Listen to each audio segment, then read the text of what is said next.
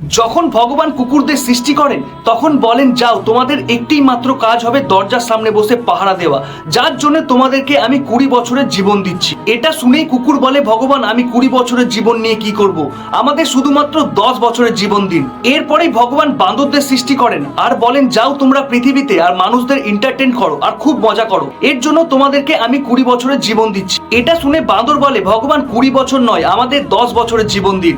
এরপর ভগবান গরুদের সৃষ্টি করেন এবং বলেন, যাও তোমরা পৃথিবীতে আর খুব পরিশ্রম করো আর বাচ্চাদের দুধ খাও, এর জন্য তোমাদেরকে আমি 60 বছরের জীবন দিচ্ছি। এটা শুনেই গরু বলে, ভগবান, আমি 60 বছরের পরিশ্রমের জীবন নিয়ে কি করব?